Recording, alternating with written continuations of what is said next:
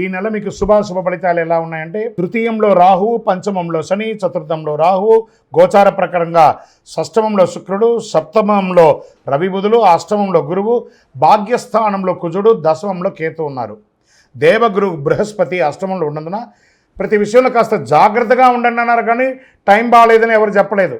మళ్ళీ దీన్ని వేరే రకంగా మీరు ఊహించుకోవాల్సిన అవసరం లేదు, కొంచెం జాగ్రత్తగా ఉండండి అన్నారు. అద్భుతమైనటువంటి జరుగుతున్నాయి. ఈ మాసంలో ప్రారంభం 3 వారాలు గత మాసంలో కంటే ఎక్కువ ఫలితాలు పొందుతారు. కోర్టు వివాదాలు తగవులు పరిష్కారం అవుతాయి. ఉద్యోగంలో అద్భుతమైనటువంటి మార్పులు చేర్పులు ఉంటాయి. నూతన బాధ్యతలు తీసుకుంటారు. నిరుద్యోగులకి సొంత ఊరిలోనే ఉద్యోగం లభించే అవకాశాలు ఉన్నాయి. అనుకున్న పనులు అనుకున్నట్టుగా పూర్తి చేస్తారు. ముఖ్యమైన ప్రయత్నాలు తప్పకుండా విజయవంతం అవుతాయి. ఆశించిన ధనాదాయం చేతికి వచ్చి గతంలో పెట్టిన పెట్టుబడులు లాభంగా ఉంటుందని కూడా చెప్పచ్చు.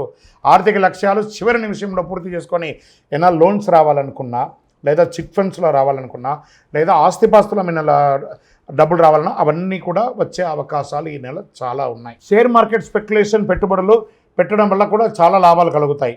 పెళ్లి ప్రయత్నాలు సఫలీకృతం అవుతాయి. రాజకీయాల్లో ఉండేవారికి మంచి సమయం, అద్భుతమైనటువంటి జాక్పాట్ సమయం చెప్పచ్చు. మాసాంతరంలో పెద్దలతో వాగ్వివాదాలు అయ్యే అవకాశం ఉన్నాయి. మాసం ద్వితీయంలో 3వ వారంలో జాగ్రత్త. ప్రైవేటు ఉద్యోగులకి పనులు కాస్త మందకొడిగా ఉంటుంది. 23వ తారీఖు తదుపరి వేడుకలు విందు వినోదాలకి దూరంగా ఉండడం మంచిది. ఖర్చులు విపరీతమైన అవకాశాలు ఉన్నాయి. చేతిలో కాస్త నిలువు కొంచెం తగ్గుతూ వస్తుంది. ముఖ్యంగా కుటుంబ సభ్యుల వలన కాస్త వ్యయం అధికంగా ఉంటుంది. విద్యార్థులకి మంచి సమయం. కోరుకున్న ఇన్స్టిట్యూషన్లో ప్రవేశం పొందుతారు. పోటీ పరీక్షలు రాసే వారికి ఆశించే ఫలితం పొందుతారు. విదేశాల్లో ఉన్న విద్యార్థులు చాలా బాగా ఉంటారు. ఆరోగ్యం బాగా ఉంటుంది. తీర్థయాత్రలు అద్భుతంగా ఉంటుందని కూడా చెప్పచ్చు.